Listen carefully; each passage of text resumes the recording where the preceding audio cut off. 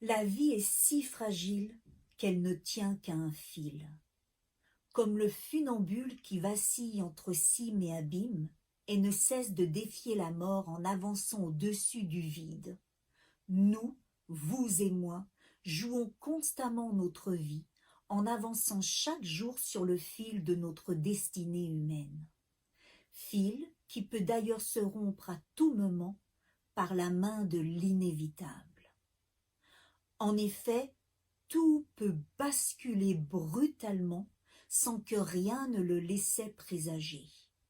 On peut déposer son enfant à l'école et ne jamais le retrouver, voir son mari partir faire les courses pour ne jamais revenir, ou encore déjeuner avec sa meilleure amie sans savoir qu'il s'agit en fait de nos derniers échanges.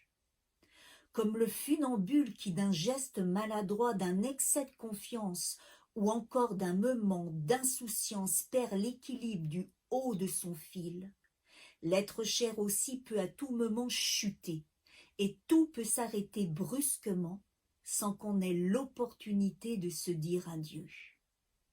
Mon frère est parti du jour au lendemain. Je me souviens très bien être dans la salle de bain et l'entendre dans les escaliers me crier au revoir avant qu'il ne rentre chez lui.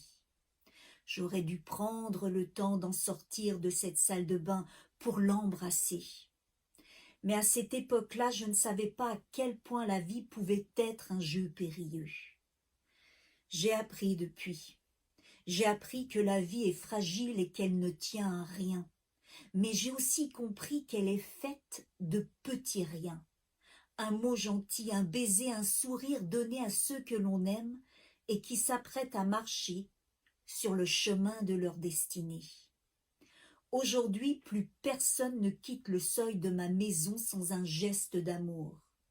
Car comme le funambule qui joue avec la mort en avançant sur son fil, nos êtres chers peuvent aussi jouer leur dernier numéro en s'aventurant dans la vie.